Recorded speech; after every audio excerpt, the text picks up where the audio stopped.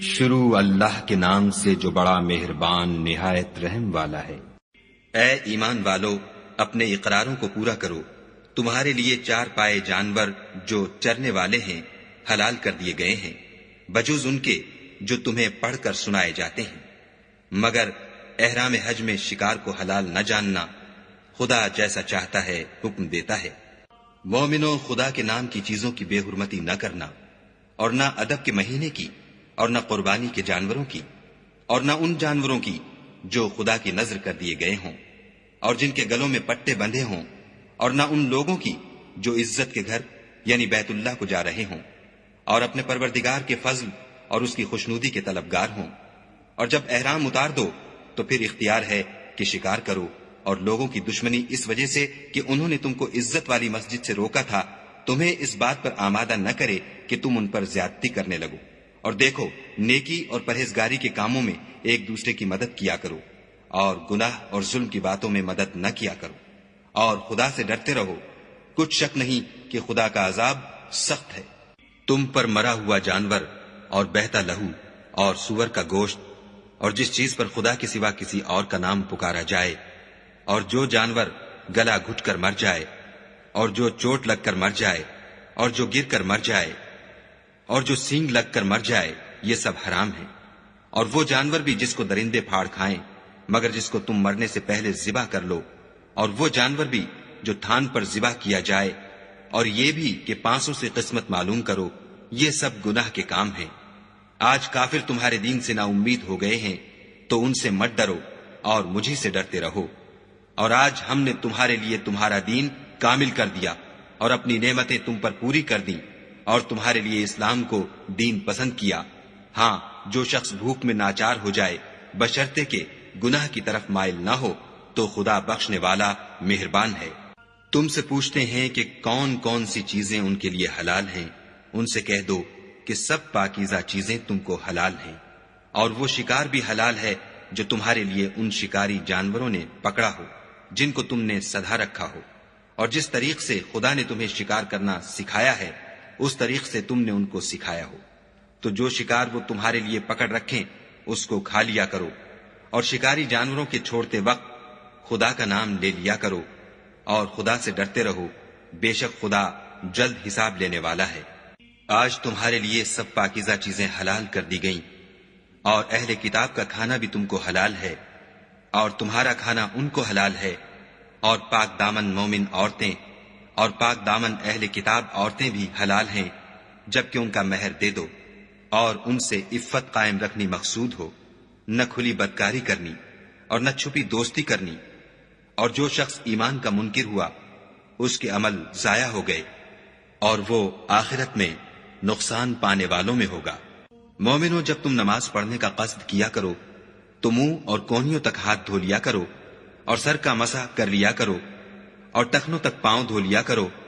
اور اگر نہانے کی حاجت ہو تو نہا کر پاک ہو جایا کرو، اور اگر بیمار ہو یا سفر میں ہو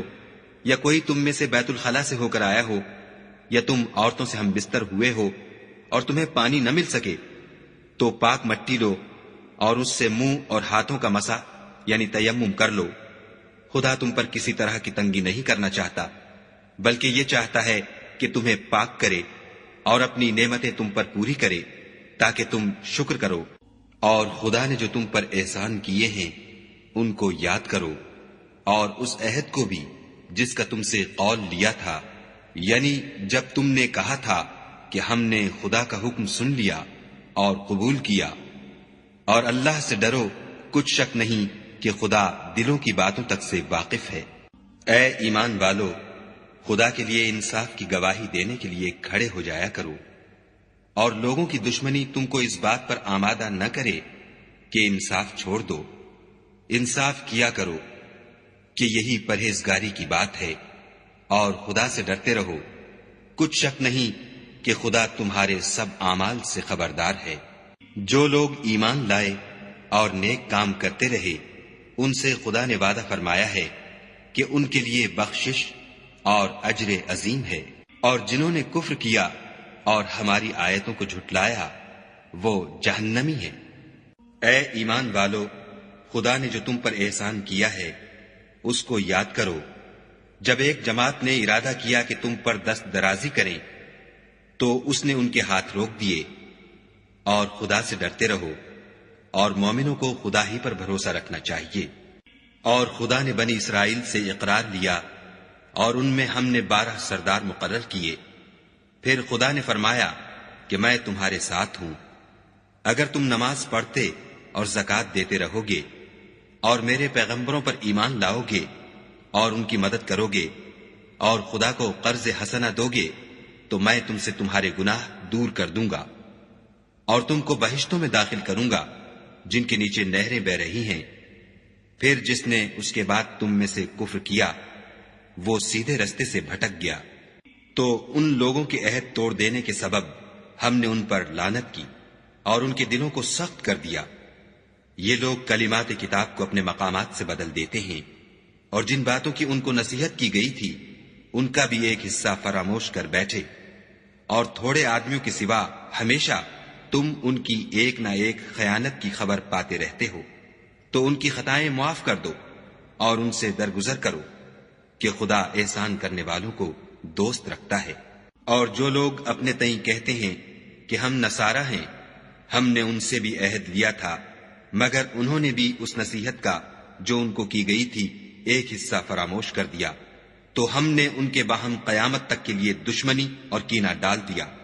اور جو کچھ وہ کرتے رہے خدا عنقریب ان کو اس سے آگاہ کرے گا۔ اے اہل کتاب، تمہارے پاس ہمارے پیغمبر آخر الزماں آ گئے ہیں کہ جو کچھ تم کتاب الہی میں سے چھپاتے تھے وہ اس میں سے بہت کچھ تمہیں کھول کھول کر بتا دیتے ہیں،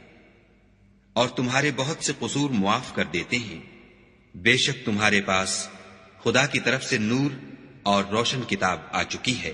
جس سے خدا اپنی رضا پر چلنے والوں کو نجات کے رستے دکھاتا ہے اور اپنے حکم سے اندھیرے میں سے نکال کر روشنی کی طرف لے جاتا اور ان کو سیدھے رستے پر چلاتا ہے۔ جو لوگ اس بات کے قائل ہیں کہ عیسیٰ ابن مریم خدا ہیں وہ بے شک کافر ہیں۔ ان سے کہہ دو کہ اگر خدا عیسیٰ ابن مریم کو اور ان کی والدہ کو اور جتنے لوگ زمین میں ہیں سب کو ہلاک کرنا چاہے تو اس کے آگے کس کی پیش چل سکتی ہے؟ اور آسمان اور زمین اور جو کچھ ان دونوں میں ہے سب پر خدا ہی کی بادشاہی ہے، وہ جو چاہتا ہے پیدا کرتا ہے، اور خدا ہر چیز پر قادر ہے۔ اور یہود اور نصارہ کہتے ہیں کہ ہم خدا کے بیٹے اور اس کے پیارے ہیں۔ کہو کہ پھر وہ تمہاری بدعمالیوں کے سبب تمہیں عذاب کیوں دیتا ہے؟ نہیں، بلکہ تم اس کی مخلوقات میں دوسروں کی طرح کے انسان ہو، وہ جسے چاہے بخشے اور جسے چاہے عذاب دے۔ اور آسمان اور زمین اور جو کچھ ان دونوں میں ہے سب پر خدا ہی کی حکومت ہے، اور سب کو اسی کی طرف لوٹ کر جانا ہے۔ اے اہل کتاب، پیغمبروں کے آنے کا سلسلہ جو ایک عرصے تک منقطع رہا، تو اب تمہارے پاس ہمارے پیغمبر آ گئے ہیں جو تم سے ہمارے احکام بیان کرتے ہیں، تاکہ تم یہ نہ کہو کہ ہمارے پاس کوئی خوشخبری یا ڈر سنانے والا نہیں آیا۔ سو اب تمہارے پاس خوشخبری اور ڈر سنانے والے آ گئے ہیں، اور خدا ہر چیز پر قادر ہے۔ اور جب موسیٰ نے اپنی قوم سے کہا کہ بھائیو، تم پر خدا نے جو احسان کیے ہیں ان کو یاد کرو کہ اس نے تم میں پیغمبر پیدا کیے اور تمہیں بادشاہ بنایا، اور تم کو اتنا کچھ عنایت کیا کہ اہل عالم میں سے کسی کو نہیں دیا۔ تو بھائیو، تم ارض مقدس یعنی ملک شام میں جسے خدا نے تمہارے لیے لکھ رکھا ہے چل داخل ہو، اور دیکھنا مقابلے کے وقت پیٹھ نہ پھیر دینا ورنہ نقصان میں پڑ جاؤ گے۔ وہ کہنے لگے کہ موسیٰ، وہاں تو بڑے زبردست لوگ رہتے ہیں،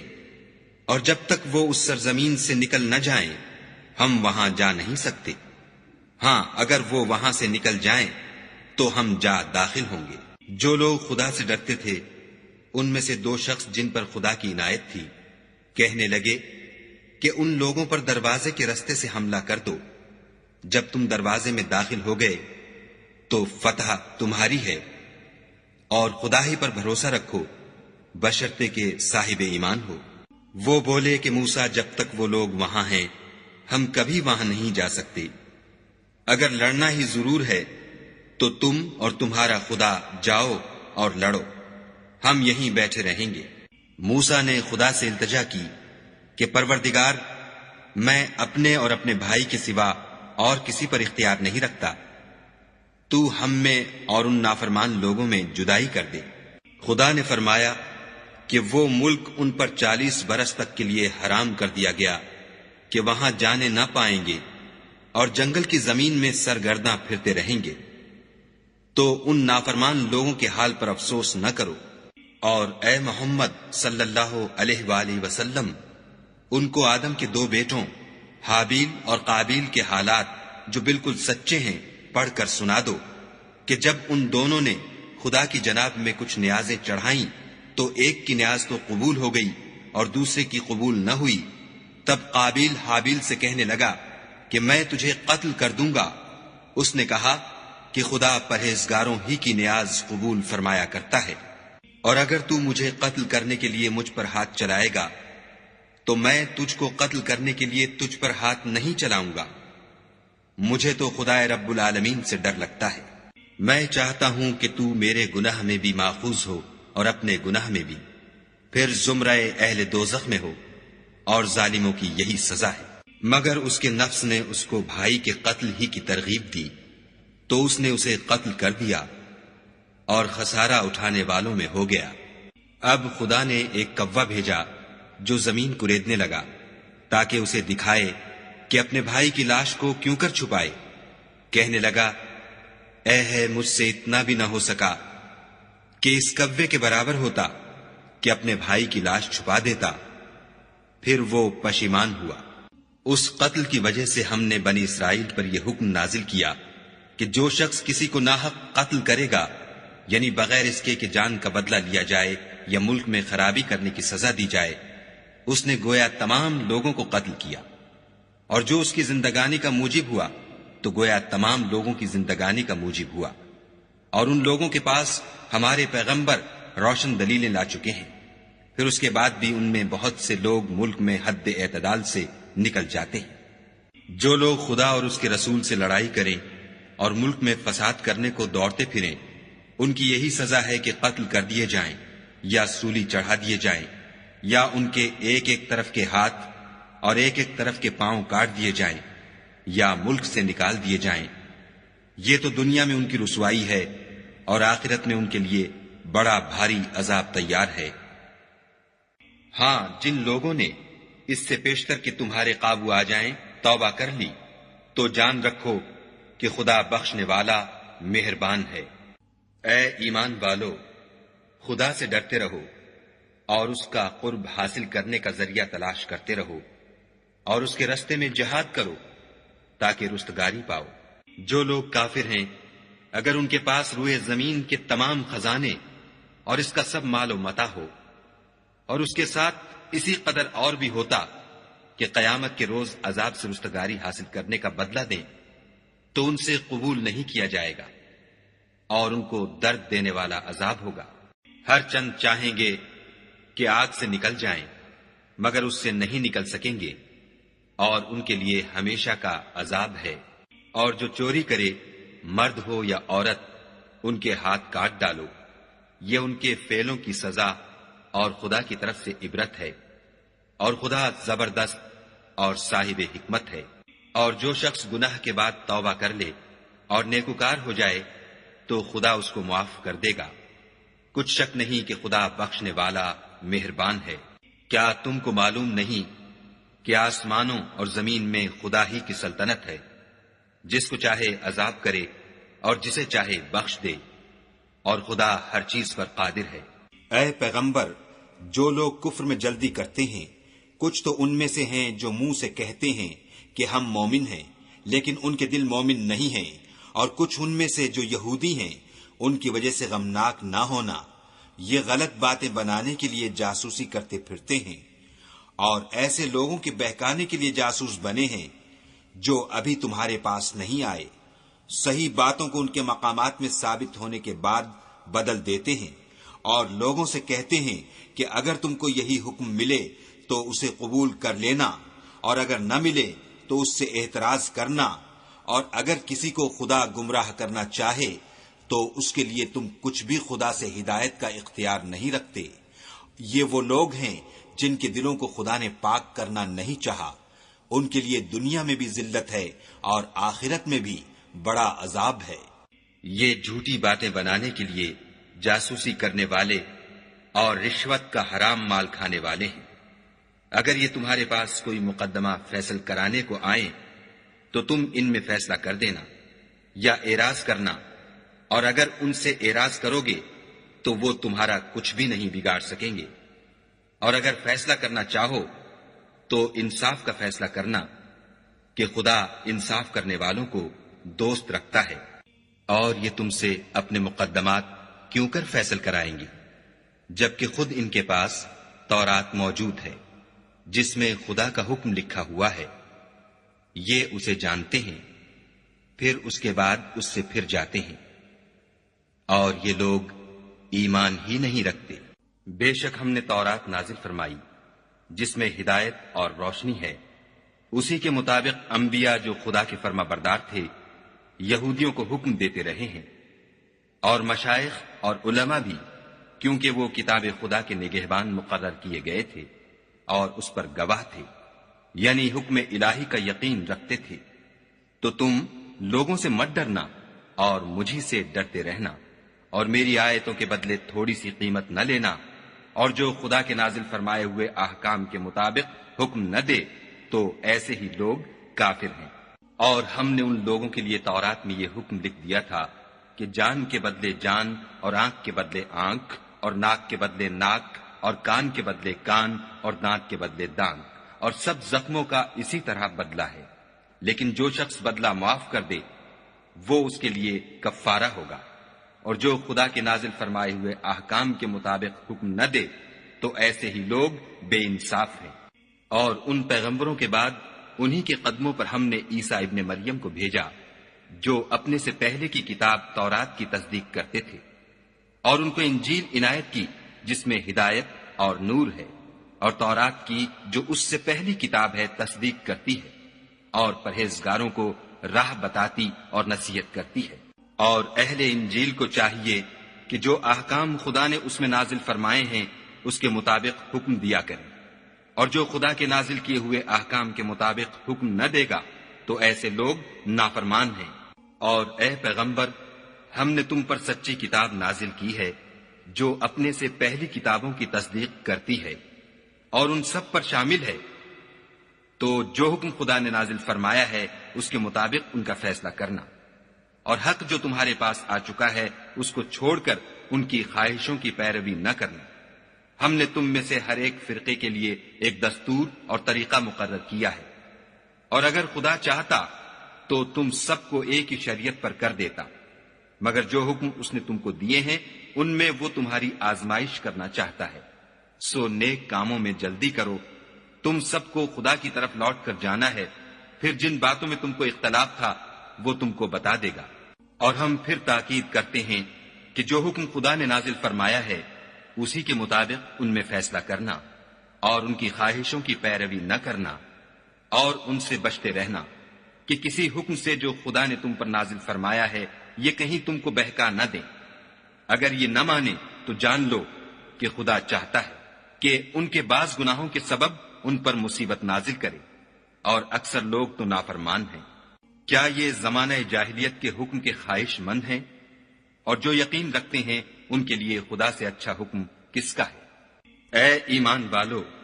یہود اور نصارہ کو دوست نہ بناؤ، یہ ایک دوسرے کے دوست ہیں، اور جو شخص تم میں سے ان کو دوست بنائے گا وہ بھی انہی میں سے ہوگا۔ بے شک خدا ظالم لوگوں کو ہدایت نہیں دیتا۔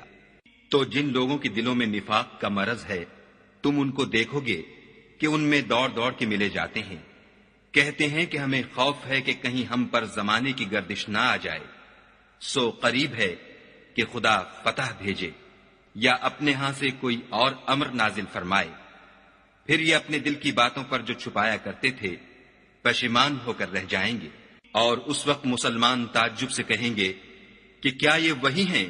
جو خدا کی سخت سخت قسمیں کھایا کرتے تھے کہ ہم تمہارے ساتھ ہیں؟ ان کے عمل اکارت گئے اور وہ خسارے میں پڑ گئے۔ اے ایمان والو، اگر کوئی تم میں سے اپنے دین سے پھر جائے گا تو خدا ایسے لوگ پیدا کر دے گا جن کو وہ دوست رکھے اور جسے وہ دوست رکھیں، اور جو مومنوں کے حق میں نرمی